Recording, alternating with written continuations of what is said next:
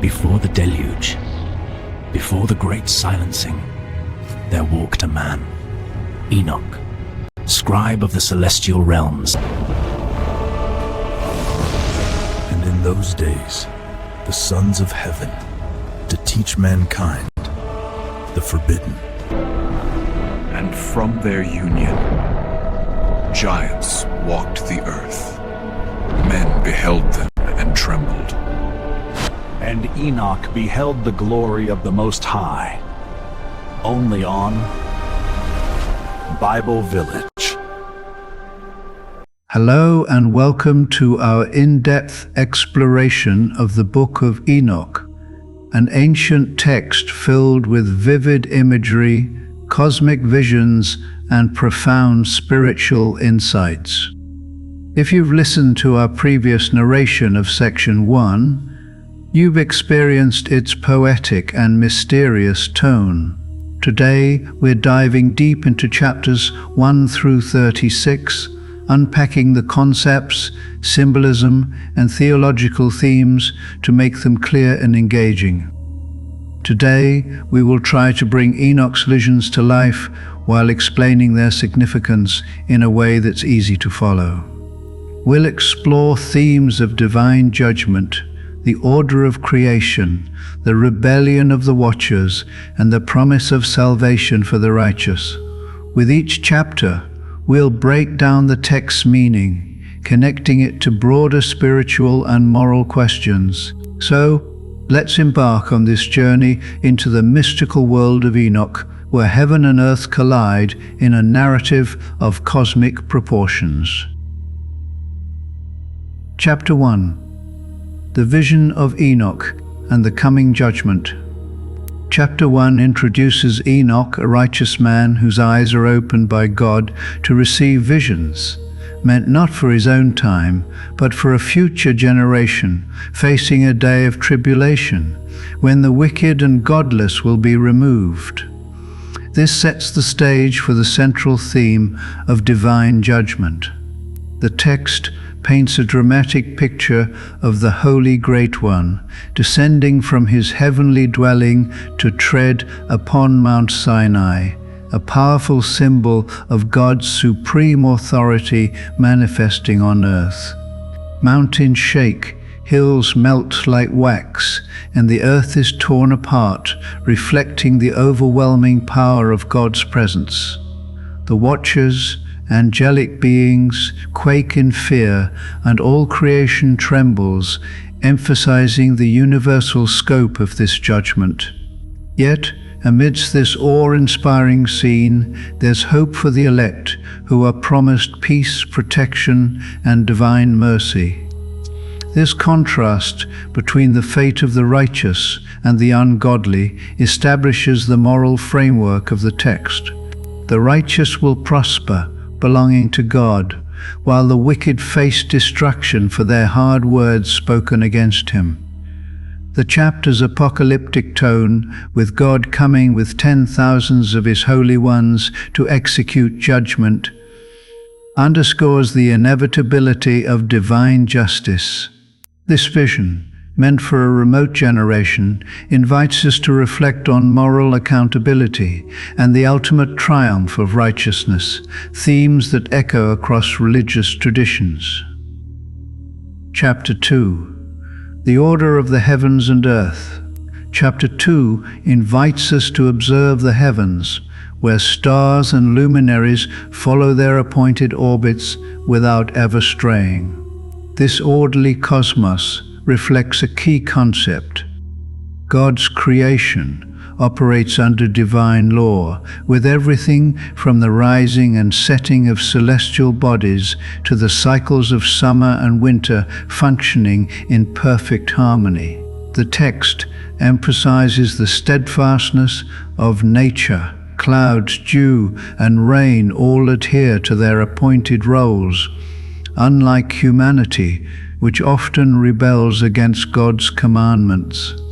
This chapter serves as a meditation on divine reliability, contrasting the obedient natural world with human disobedience.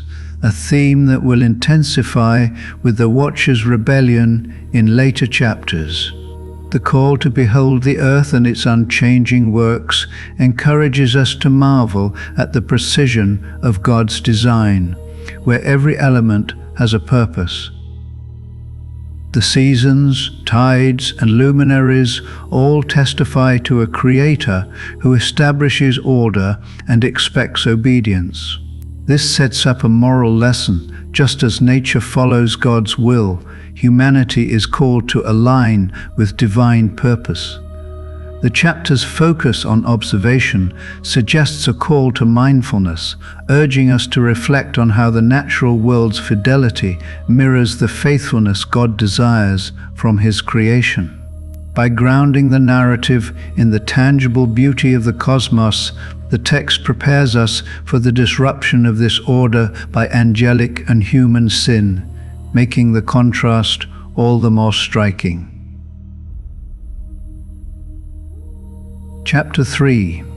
The Cycles of Winter and Renewal. In Chapter 3, we turn to the winter season where most trees appear withered, shedding their leaves, except for 14 trees that retain their foliage for 2 to 3 years until new growth emerges. This observation highlights the cyclical nature of creation, where even apparent death is part of God's plan for renewal. The number 14 may carry symbolic significance, perhaps tied to divine completeness or cycles of time, though the text leaves this open to interpretation. The enduring foliage of these trees symbolizes resilience and continuity, reflecting God's unchanging faithfulness. This chapter builds on the previous one's theme of cosmic order, showing how even the barrenness of winter serves a divine purpose. The tree cycles mirror spiritual truths. Just as nature undergoes seasons of loss and renewal, humanity faces seasons of trial and restoration. The 14 trees suggest a remnant, the group set apart, much like the righteous elect who will be preserved through judgment. This imagery invites us to consider our own spiritual resilience, trusting in God's plan even in times of desolation. The chapter's focus on nature's patterns reinforces the idea that God's works are intentional and eternal, contrasting with human transience and sinfulness. The vivid description of winter's darkness and the promise of new foliage sets a hopeful tone, pointing to the ultimate renewal promised to the righteous in later chapters. Chapter 4. The Scorching Heat of Summer. Chapter 4 shifts to the intense heat of summer, where the sun burns above the earth, forcing people to seek shade and shelter. The ground and rocks become too hot to tread upon, a vivid image that grounds the text in human experience while symbolizing God's overwhelming power. The sun's heat mirrors the divine presence, before which the unrighteous cannot stand. This chapter subtly prepares us for the moral consequences explored later, where human actions are judged against God's holy standards. The imagery of unbearable heat serves as a metaphor for divine scrutiny, emphasizing that sin makes one unfit to endure God's holiness. By focusing on the sun's dominance, the text connects the natural world to spiritual truths, suggesting that just as the sun governs the earth's seasons, God governs the moral order. The need for shade and shelter reflects humanity's dependence on divine mercy to escape judgment. This chapter's sensory details, burning earth, scorching rocks, make the narrative relatable, inviting listeners to reflect on their own vulnerability in the face of divine power. The contrast between the sun's unrelenting heat and the promise of protection for the righteous foreshadows the dual outcomes of judgment, destruction for the wicked and salvation for the elect. Chapter 5. God's unchanging works versus human rebellion. Chapter 5 ties together the observations of nature with a powerful moral lesson. Trees cover themselves with green leaves and bear fruit, and rivers flow according to God's unchanging design. In contrast, humanity is rebuked for its pride and defiance, speaking proud and hard words against God's greatness. The text warns that the hard-hearted will find no peace, facing eternal judgment, while the righteous will inherit light, joy, and peace. This chapter introduces the concept of the elect receiving wisdom and living humbly, free from sin. The steadfastness of nature, trees, rivers, and seas obeying God's commandments, serves as a foil to human rebellion, highlighting the consequences of straying from divine will. The text's vivid imagery of nature's obedience contrasts with humanity's impure words, emphasizing the need for humility and repentance. The promise of salvation for the elect who will inherit the earth underscores the hope of restoration, while the curse on sinners serves as a warning of eternal consequences. This chapter's moral clarity invites listeners to examine their own actions, aligning themselves with the order of creation rather than the chaos of rebellion. The emphasis on wisdom and humility as qualities of the righteous sets the stage for the narrative's focus on divine justice and mercy. Chapter 6: The Fall of the Watchers. Chapter 6 marks a dramatic shift, introducing the Watchers, angels who descend to earth, led by Semjaza and lust after human women. They swear an oath on Mount Hermon to take human wives and beget children, defying their divine nature. This rebellion against God's order is a pivotal moment, disrupting the harmony seen in earlier chapters. The text lists the names of the Watchers' leaders, emphasizing the scale of their transgression, with 200 angels involved. The oath on Mount Hermon, named for their binding commitment, symbolizes their deliberate choice to abandon their heavenly roles. This chapter introduces the theme of cosmic rebellion, where spiritual beings, meant to dwell in heaven, choose earthly desires, leading to chaos. The Watchers' actions contrast sharply with the obedient natural world, highlighting the gravity of their sin. Their decision to intermarry with humans sets the stage for the catastrophic consequences in the following chapters, including the birth of giants and widespread corruption. This narrative invites reflection on the dangers of crossing divine boundaries and the ripple effects of disobedience, themes that resonate with broader questions of free will and responsibility. Chapter 7: The Giants and Their Destruction.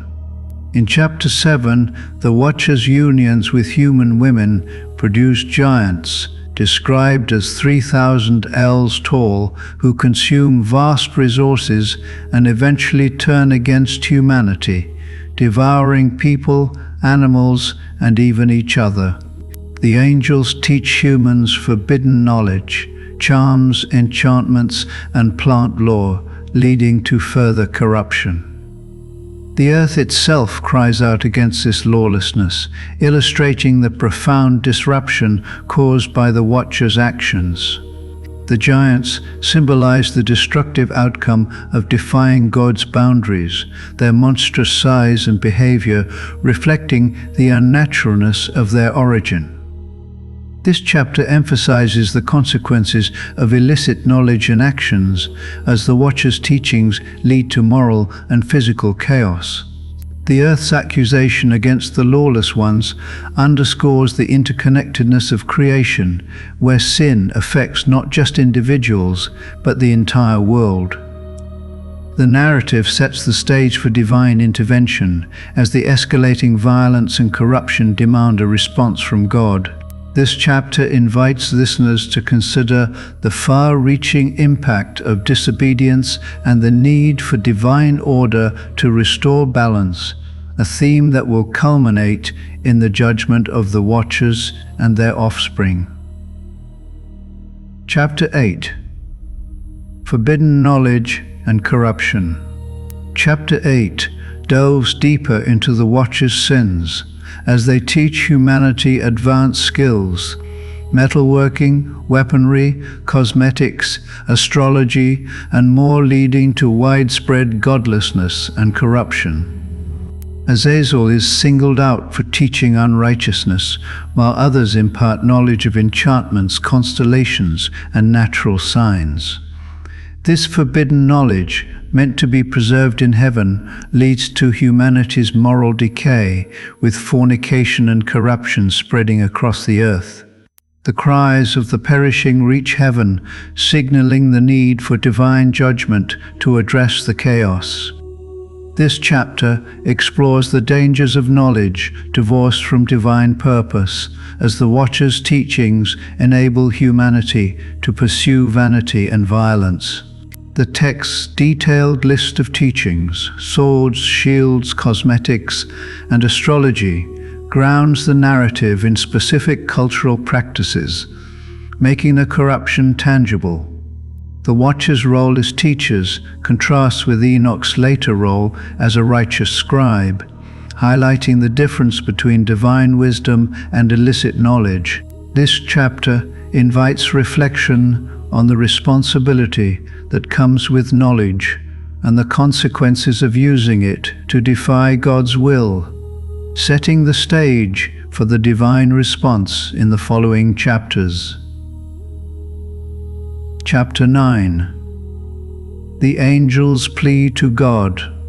In Chapter 9, the archangels Michael, Uriel, Raphael, and Gabriel witness the bloodshed and lawlessness on earth and appeal to God, the Lord of Lords, to intervene.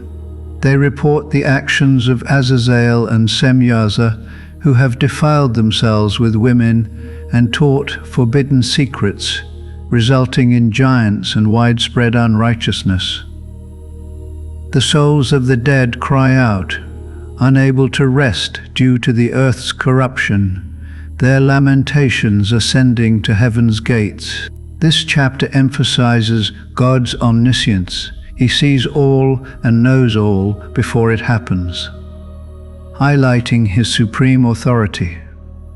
The angels' plea reflects their role as mediators between heaven and earth, advocating for justice on behalf of suffering humanity.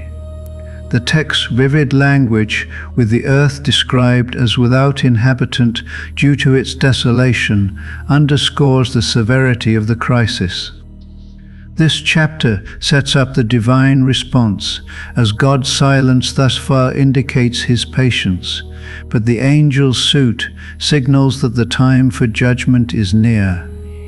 The narrative invites listeners to consider the power of intercession and the certainty of divine justice, even when it seems delayed, reinforcing the theme of God's ultimate sovereignty.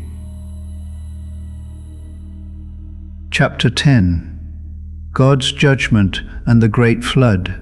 Chapter 10 brings God's response as he instructs Uriel to warn Noah of the coming deluge that will destroy the earth, cleansing it of corruption. Raphael is tasked with binding Azazel in darkness until the final judgment, while Gabriel is sent to destroy the giants who turn against each other in battle. Michael is commanded to bind Semyaza and his associates for 70 generations, until their final judgment in an abyss of fire. This chapter introduces the flood as a divine act of purification, restoring the earth from the Watchers' corruption. The punishment of the Watchers and their offspring is severe, reflecting the gravity of their rebellion. Yet, the chapter also promises a future where righteousness will flourish, with the righteous living in peace and abundance, planting vines and yielding bountiful harvests. This vision of renewal contrasts with the destruction, highlighting God's mercy alongside His justice. The text's detailed instructions to the angels underscore God's active role in addressing sin, while the promise of a cleansed earth invites hope. This chapter invites reflection on the balance of judgment and mercy as God punishes the wicked but preserves a remnant through Noah, ensuring the continuation of His covenant with humanity. Chapter 11. Blessings for the righteous. Chapter 11 is brief but hopeful, describing God opening the store chambers of blessing in heaven to pour out peace and truth upon humanity. This vision of a renewed earth where righteousness and peace are united contrasts with the preceding judgment. The text's imagery of heavenly storehouses suggests an abundance of divine favor reserved for the righteous, reinforcing the theme of hope for the elect. This chapter serves as a counterpoint to the chaos caused by the Watchers, showing that God's ultimate plan is one of restoration and blessing. The association of truth and peace suggests a world aligned with divine order where humanity lives in harmony with God's will. The brevity of this chapter amplifies its impact, offering a glimpse of the future that awaits the faithful. It invites listeners to trust in God's promises even amidst judgment, and to anticipate a time when creation is fully restored. This chapter's hopeful tone provides a moment of relief in the narrative, preparing us for Enoch's continued role as a mediator in the chapters that follow. Chapter 12. Enoch's role as scribe. In chapter 12, Enoch, hidden from humanity, is called by the Watchers to act as their scribe and intercede on their behalf. They ask for forgiveness, but Enoch declares they will find no peace or mercy for their rebellion. This chapter highlights Enoch's unique role as a mediator between heaven and earth, chosen to convey divine messages. The Watchers' desperation reflects the severity of their sin, as they've abandoned their heavenly roles for earthly desires. The text's emphasis on Enoch's hiddenness suggests his separation from ordinary human experience, aligning him with the holy ones. The Watchers' plea, though futile, underscores their recognition of God's authority, even as they face the consequences of their actions. This chapter contrasts Enoch's righteousness with the Watchers' rebellion, reinforcing his role as a faithful servant of God. The narrative invites reflection on the limits of intercession and the finality of divine judgment as the Watcher's fate is sealed. Enoch's role as scribe also foreshadows his later visions, where he records divine truths for future generations. Chapter 13. Enoch's vision of judgment. Chapter 13 continues Enoch's mission, as he delivers a severe sentence to Azazel and the Watchers, informing them of their eternal punishment. Overcome with fear, they ask Enoch to write a petition for forgiveness, which he does, but a dream vision reveals that their request will be denied. This chapter emphasizes the finality of divine judgment, as the Watchers' shame prevents them from even lifting their eyes to heaven. Enoch's vision at the waters of Dan, where he falls asleep and receives divine revelations, underscores his prophetic role. The text's vivid imagery of the Watchers weeping and trembling highlights the emotional weight of their condemnation. This chapter contrasts the Watchers' former glory in heaven with their current state of fear and rejection, reinforcing the consequences of rebellion. The narrative invites listeners to consider the seriousness of defying God's order and the certainty of divine justice. Enoch's role as a conveyor of divine truth solidifies his importance in the text as he bridges the gap between heaven and earth, delivering messages of judgment and warning. Chapter 14. The Heavenly Vision. Chapter 14 describes Enoch's ascent to heaven in a vision, where he encounters a crystal house surrounded by fire, a place both terrifying and magnificent. He sees the throne of God, radiant and unapproachable, surrounded by countless holy ones. This vivid imagery underscores God's majesty and inaccessibility, reinforcing the theme of divine authority. Enoch's role as a righteous scribe is affirmed as he is tasked with reprimanding the watchers whose petitions for mercy are denied. The crystal house, with its fiery portals and starry ceiling, symbolizes the divine realm's transcendence, contrasting with the earthly chaos caused by the watchers. Enoch's fear and trembling reflect the awe inspired by God's presence, a reminder of humanity's humility before the divine. The text's detailed description of the heavenly throne room invites listeners to imagine the splendor of God's dwelling, while the watcher's rejection emphasizes the consequences of their rebellion. This chapter serves as a pivotal moment, showcasing Enoch's unique access to divine truths and his role in conveying God's judgment to the fallen angels. Chapter 15. God's rebuke of the watchers. In chapter 15, God speaks directly to Enoch, instructing him to rebuke the watchers for abandoning their heavenly roles to marry human women and beget giants. God explains that angels, as spiritual beings, were not meant for earthly unions, and their actions have produced evil spirits, the giants who will afflict humanity. This chapter clarifies the theological implications of the Watchers' rebellion, emphasizing that their transgression disrupted the divine order.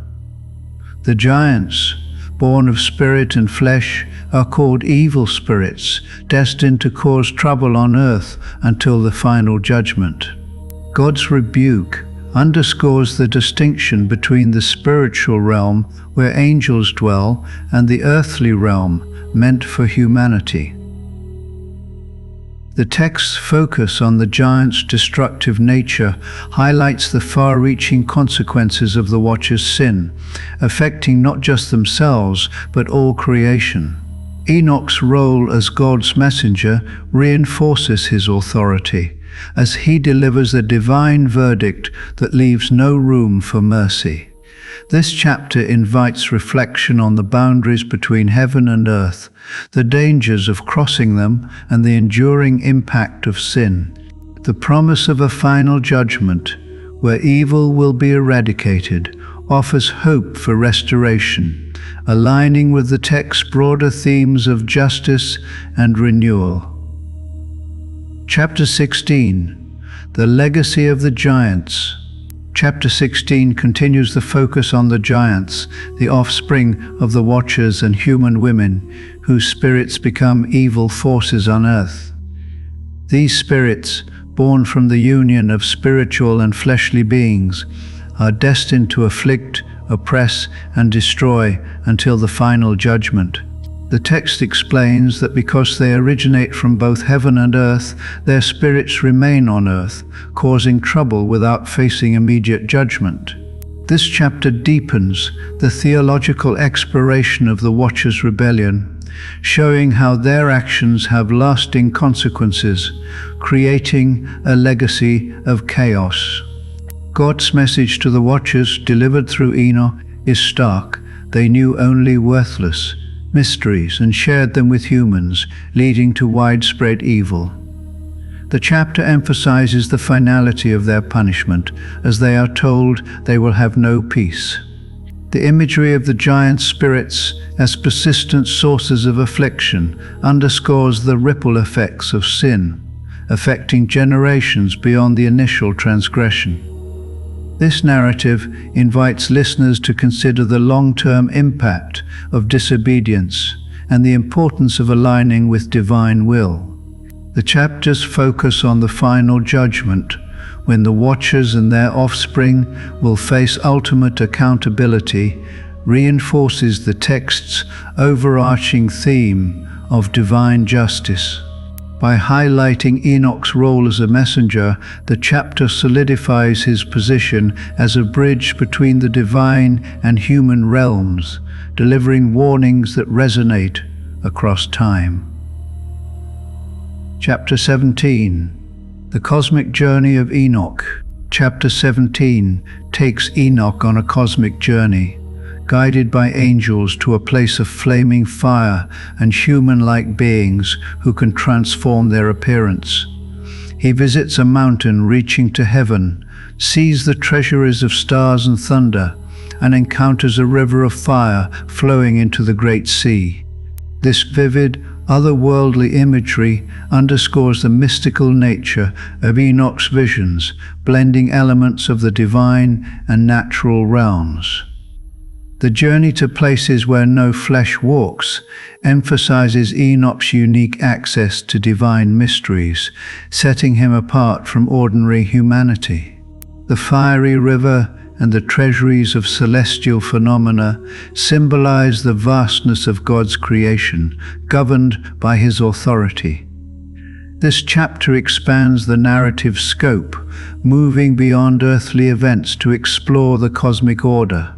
The imagery of the fire of the west, which receives the setting sun, connects the natural cycles from earlier chapters to the divine realm, reinforcing the theme of God's sovereignty over all creation. Enoch's journey invites listeners to marvel at the grandeur of the universe and reflect on humanity's place within it.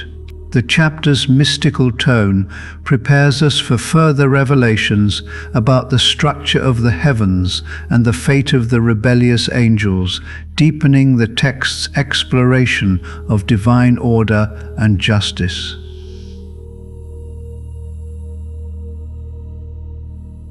Chapter 18. The Treasuries of the Winds and the Prison of the Stars. In Chapter 18, Enoch continues his cosmic tour, witnessing the treasuries of the winds that sustain creation and the cornerstone of the earth, upheld by the four winds. He sees 7 magnificent mountains, each made of different precious stones, with the central one resembling God's throne. Beyond these, he encounters a desolate abyss where 7 stars burning like mountains are imprisoned for transgressing God's commandments by not rising at their appointed times. This chapter blends natural and divine imagery, showing how the winds and mountains reflect God's ordered creation, while the imprisoned stars symbolize the consequences of rebellion. The alabaster and sapphire throne reinforces God's majesty, echoing the heavenly vision of chapter 14. The abyss, described as a place without heaven or earth, underscores the severity of divine punishment, isolating the transgressors from creation. Enoch's observations invite listeners to reflect on the harmony of God's design and the chaos caused by disobedience. The chapters focus on the stars' failure to follow their appointed times, connects to the earlier theme of nature's obedience, highlighting the universal expectation of adherence to divine law. This narrative deepens the text's exploration of cosmic justice, showing that even celestial beings are accountable to God's order. Chapter 19. The Fate of the Fallen Angels. Chapter 19 reveals the fate of the Watchers who united with human women, stating that their spirits, taking various forms, will lead humanity astray, encouraging idol worship until the final judgment. The women they married will become sirens, mythical figures associated with deception. This chapter emphasizes the enduring consequences of the Watchers' rebellion, as their actions continue to corrupt humanity. The idea that their spirits assume different forms suggests a pervasive influence, tempting humans to stray from God's path. Enoch's unique vision, described as seeing the ends of all things, underscores his role as a privileged seer, granted insight into divine mysteries. The chapter's focus on the final judgment reinforces the text's theme of ultimate accountability, where all evil will be eradicated. The transformation of the women into sirens adds a layer of mythological imagery, connecting the text to broader cultural traditions while emphasizing the dangers of succumbing to temptation. This narrative invites reflection on the persistent nature of sin and the need for vigilance in maintaining righteousness. By highlighting Enoch's solitary vision, the chapter underscores the exclusivity of his prophetic role, setting the stage for further revelations about the divine order. Chapter 20, The Holy Angels Who Watch. Chapter 20 introduces the holy angels who oversee various aspects of creation and humanity: Uriel, over the world and Tartarus; Raphael, over human spirits; Raguel, who avenges the luminaries; Michael, over the best of mankind and chaos; Sarachael, over spirits who sin; Gabriel, over paradise and the cherubim; and Remiel, over those who rise. This chapter establishes the hierarchy and roles of these divine beings, contrasting their obedience with the Watcher's rebellion. Each angel's specific domain reflects the ordered nature of God's creation, where every aspect, world, spirits, luminaries, and paradise is under divine oversight. The text's emphasis on their watchfulness underscores God's active governance of the universe, ensuring justice and order. This chapter serves as a bridge between the narrative of rebellion and the cosmic visions, highlighting the faithful angels who uphold God's will. The mention of Tartarus and chaos suggests the ongoing battle against disorder, a theme central to the text. This narrative invites listeners to appreciate the complexity of the divine order and the roles of angelic beings in maintaining it, while also foreshadowing further exploration of the consequences for those who disrupt it. Chapter 21. The Prison of the Fallen Stars. Chapter 21 takes Enoch to a chaotic, horrible place where he sees 7 stars bound together, burning like great mountains.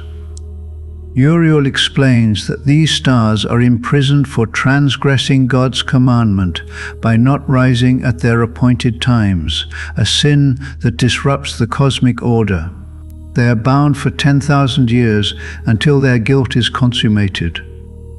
Enoch then visits an even more terrifying place, a fiery abyss filled with descending columns of fire too vast to measure. This chapter reinforces the theme of divine justice, showing that even celestial beings are accountable for their actions. The imagery of burning stars and a fiery abyss underscores the severity of their punishment, isolating them from the harmony of creation. Enoch's fear and awe highlight the overwhelming nature of these divine realities, inviting listeners to reflect on the consequences of defying God's order.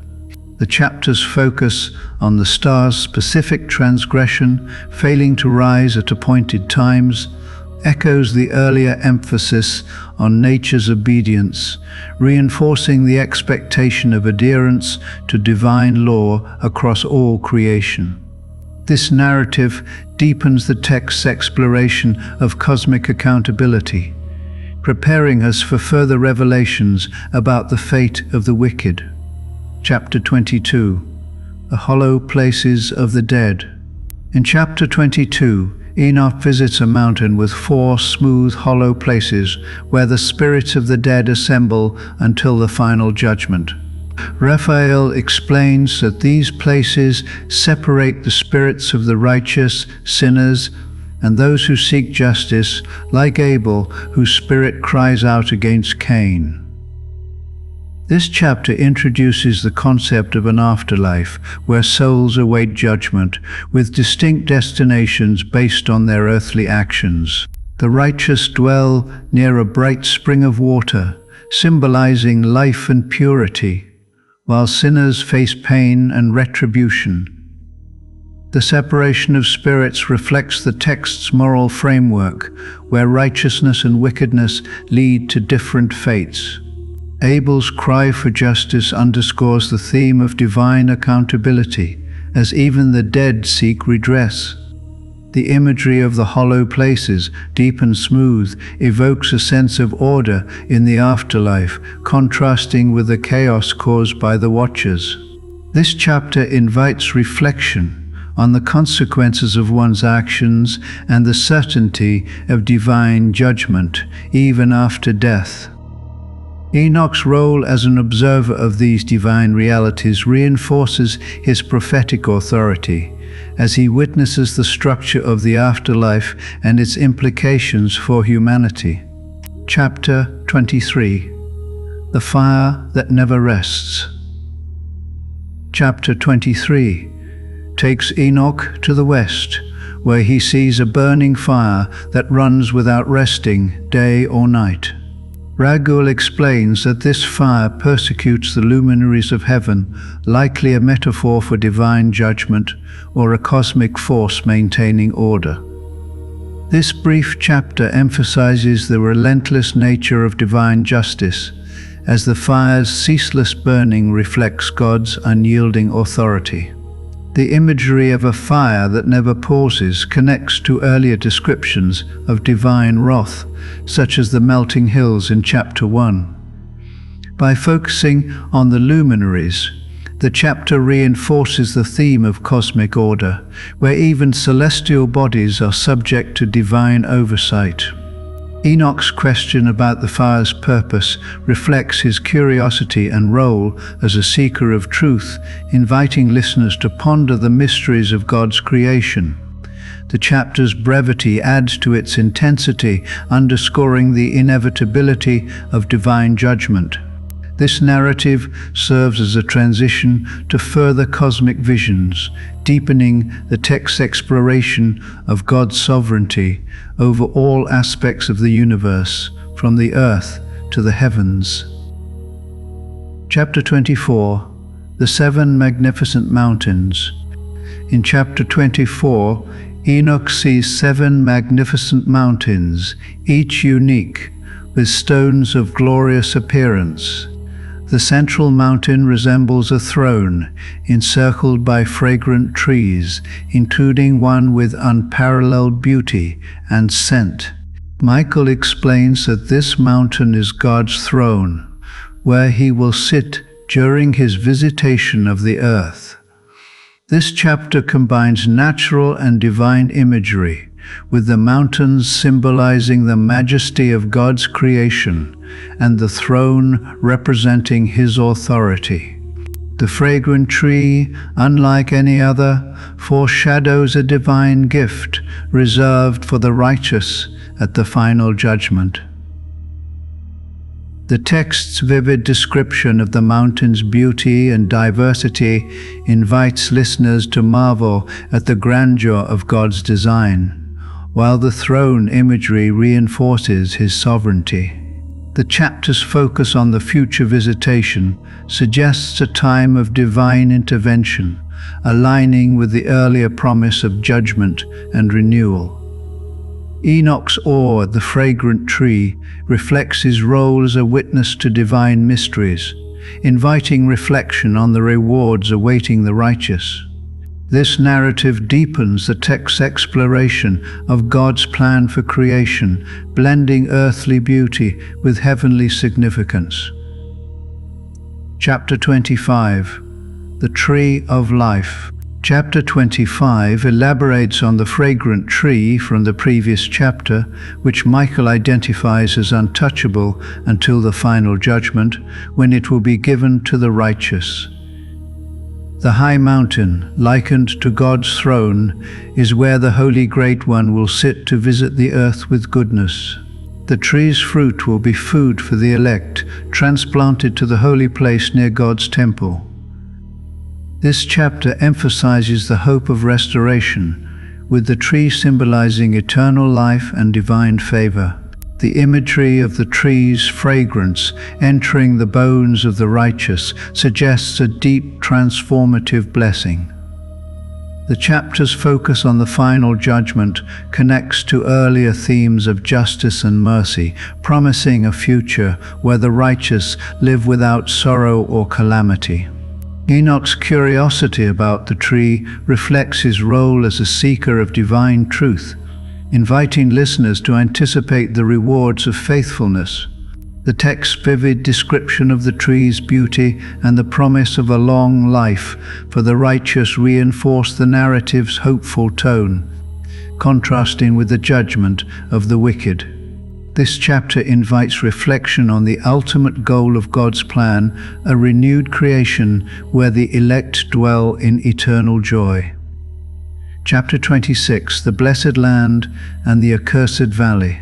Chapter 26 takes Enoch to a blessed place filled with blooming trees and a holy mountain with a stream flowing south. He also sees a deep, narrow ravine and another lower mountain, contrasting with an accursed valley. This chapter juxtaposes the beauty of the blessed land with the desolation of the valley, symbolizing the division between righteousness and wickedness. The holy mountain and flowing stream evoke life and divine favor, while the accursed valley foreshadows the place of judgment for the wicked. Enoch's marveling at the rocks and ravines reflects his role as an observer of divine mysteries, inviting listeners to consider the moral geography of the text. The chapter's imagery reinforces the theme of separation, where the righteous and the wicked face different destinies. The contrast between the blessed land and the accursed valley echoes the earlier distinction between the elect and the ungodly, emphasizing the consequences of one's actions. This narrative prepares us for the explicit explanation of the valley's purpose in the next chapter, deepening the text's exploration of divine justice and the hope of salvation. Chapter 27. The Accursed Valley of Judgment. In chapter 27, Uriel explains that the accursed valley is for those who speak against God, a place where they will be gathered for eternal judgment.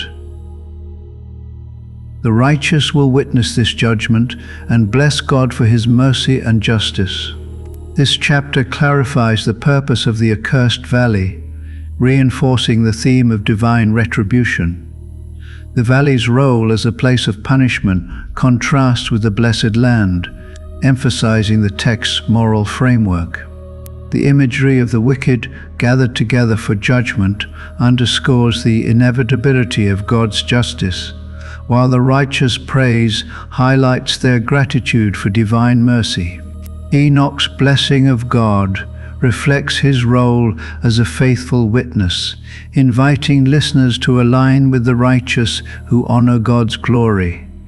The chapter's focus on the spectacle of judgment suggests a public vindication of God's authority, where the righteous see the fate of the wicked. This narrative invites reflection on the consequences of speaking against God and the importance of living righteously to avoid such a fate. The chapter reinforces the text's overarching message of accountability and the promise of salvation for the faithful. Chapter 28. The Wilderness of Fragrant Trees. Chapter 28 takes Enoch to a solitary wilderness filled with trees and plants, where water gushes from above, flowing northwest and causing clouds and dew to rise. This chapter's imagery of a lush, vibrant landscape contrasts with the accursed valley, symbolizing divine abundance and life. The gushing water and fragrant trees evoke God's creative power, reminiscent of the ordered creation in earlier chapters. Enoch's journey to this wilderness underscores his role as a witness to the diversity of God's creation, from desolate valleys to flourishing landscapes. The chapter's focus on water as a source of life connects to the earlier imagery of streams and rivers, reinforcing the theme of divine provision. The solitary nature of the wilderness suggests a place set apart, perhaps a glimpse of the restored earth promised to the righteous. This narrative invites listeners to marvel at the beauty of God's creation and reflect on its role in the divine plan. The chapter's vivid description of water and trees prepares us for further exploration of fragrant landscapes, deepening the text's portrayal of a creation that reflects God's glory. Chapter 29. The aromatic trees of the desert. Chapter 29 continues Enoch's journey to a desert mountain range, where he sees aromatic trees exhaling the fragrance of frankincense and myrrh, similar to almond trees. This chapter builds on the previous one's imagery, emphasizing the richness of God's creation, even in seemingly barren places. The fragrant trees symbolize divine beauty and abundance, contrasting with the desolation of the accursed valley. The specific mention of frankincense and myrrh, associated with worship and sacred rituals, suggests a connection to divine presence and holiness. Enoch's observation of these trees reinforces his role as a seer of divine mysteries, inviting listeners to appreciate the sacredness of creation. The chapter's focus on the desert as a place of beauty challenges the assumption that barrenness equates to lifelessness, pointing to God's ability to bring life to any place. This narrative deepens the text's exploration of the interplay between natural beauty and divine purpose, preparing us for further visions of fragrant landscapes that symbolize eternal blessings. Chapter 30. The Valley of Fragrant Trees. In chapter 30, Enoch travels to a valley full of water, where he sees a tree like the mastic and fragrant cinnamon on its sides. This chapter continues the theme of divine abundance, with the valley's water and fragrant trees evoking life and sacredness. The mastic tree and cinnamon, both associated with value and holiness, symbolize the blessings reserved for the righteous. Enoch's journey to this valley reinforces his role as a witness to the diversity of God's creation, from cosmic treasuries to earthly landscapes. The imagery of water and fragrant trees connects to earlier descriptions of life-giving streams, emphasizing God's provision. The chapter's focus on the East suggests a journey toward the source of light and wisdom, aligning with the text's broader themes of divine revelation. This narrative invites listeners to reflect on the beauty of God's creation and its role in the divine plan, pointing to a future where the righteous will dwell in such blessed places. The chapter's vivid imagery prepares us for further exploration of sacred landscapes, deepening the text's portrayal of a creation filled with divine significance. Chapter 31. The Mountains of Nectar and Aloes. Chapter 31 takes Enoch to mountains where trees produce nectar named Sarara and Galbanum, and another mountain with aloe trees that smell sweeter than any fragrance when burnt. This chapter emphasizes the extraordinary beauty and fragrance of God's creation, with the nectar and aloe symbolizing divine abundance and holiness. The mention of specific substances like sarara, galbanum, and aloes used in sacred contexts suggests a connection to worship and divine presence. Enoch's journey to these mountains underscores his role as a seer of divine mysteries, witnessing creation's splendor. The imagery of sweet-smelling trees burning evokes the idea of offerings pleasing to God, reinforcing the theme of righteousness. The chapters focus on the east, associated with light and beginnings, suggests a glimpse of the restored creation promised to the elect. This narrative invites listeners to marvel at the richness of God's creation and reflect on its sacred purpose, pointing to a future where the righteous will enjoy such blessings. The chapter's vivid descriptions deepen the text's portrayal of a creation that glorifies God, preparing us for further visions of divine landscapes. Chapter 30. 2. The Garden of Righteousness and the Tree of Knowledge.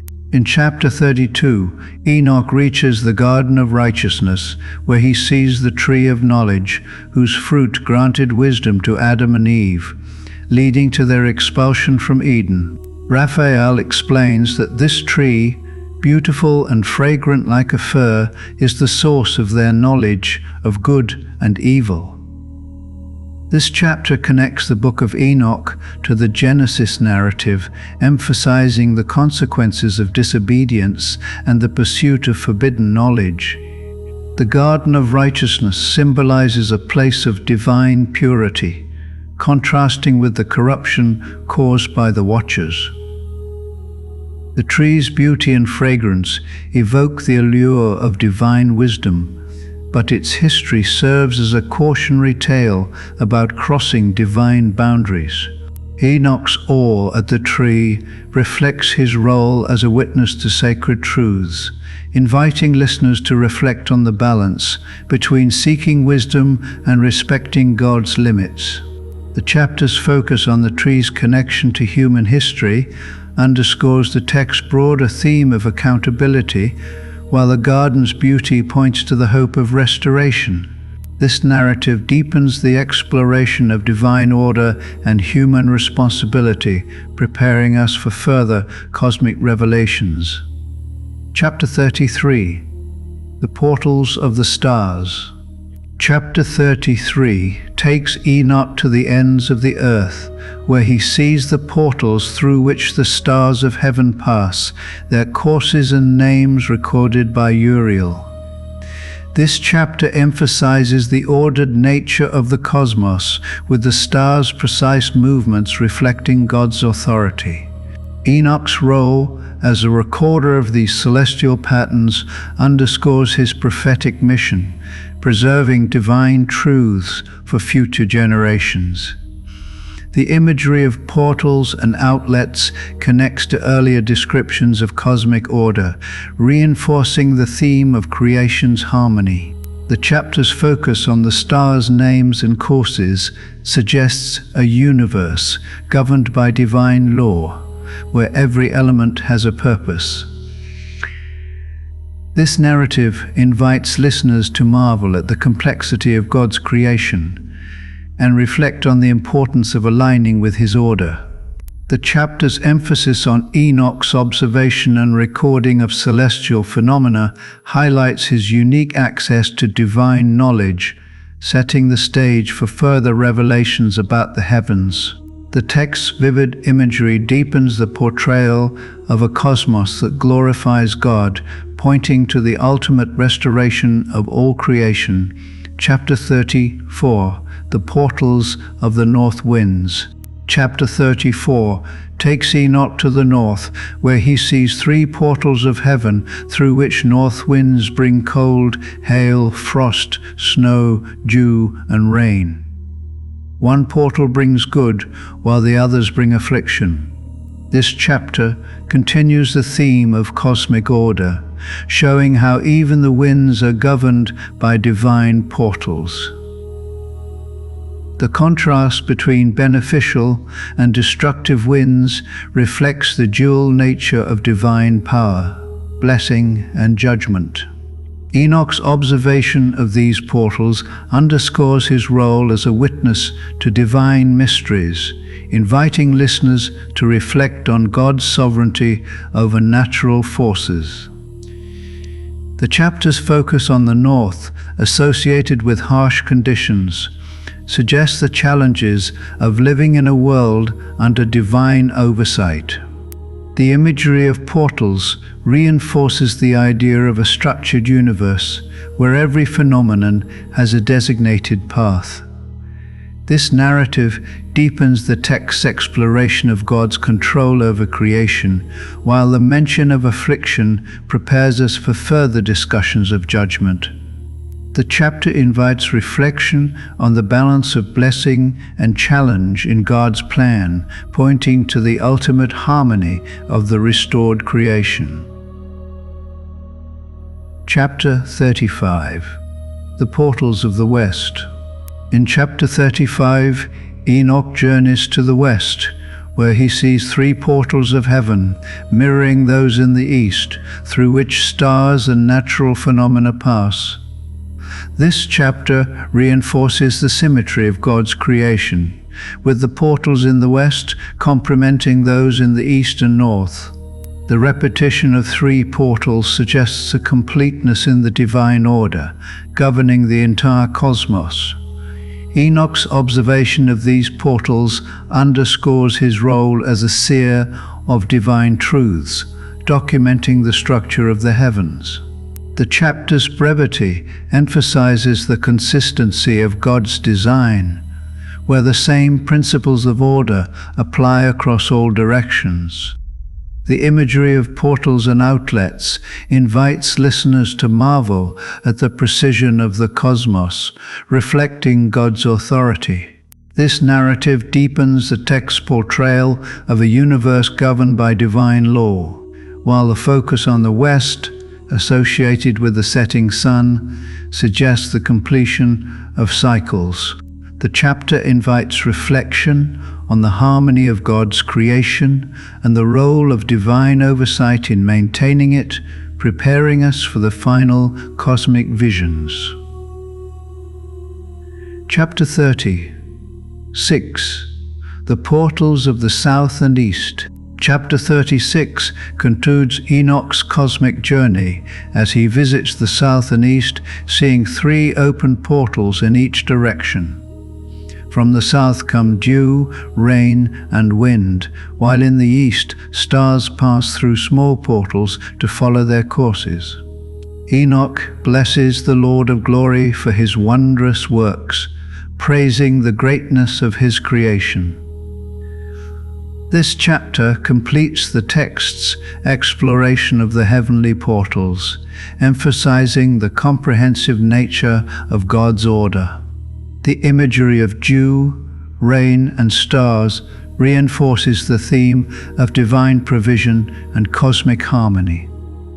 Enoch's blessings reflect his role as a faithful witness, glorifying God for his creation. The chapter's focus on praise invites listeners to join in worship, recognizing the magnificence of God's works. The symmetry of the portals across all directions underscores the universality of divine authority, while the stars' paths point to the precision of God's plan. This narrative concludes section 1 with a call to praise, affirming the text's overarching themes of divine sovereignty, justice, and the hope of restoration for the righteous. And that wraps up our deep dive into section 1 of the Book of Enoch, covering chapters 1 through 36. We've explored a wide range of themes, from divine judgment and the order of creation to the rebellion of the watchers and the hope of salvation for the righteous, without lingering too long on any single chapter.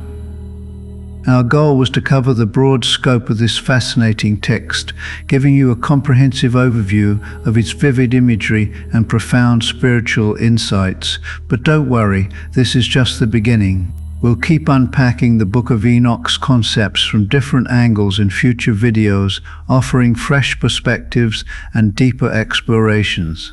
So, if you enjoyed this journey, make sure to like this video and subscribe to stay updated on our ongoing series. Have a special request or suggestion for what we should cover next? Drop a comment below. We'd love to hear from you. Thanks for joining us, and we'll see you in the next video for more insights into this ancient and mystical text. Even the mighty must bow before light. The story continues beyond the flood. Join the journey. Witness every revelation. Subscribe for more epic tales, only on Bible Village.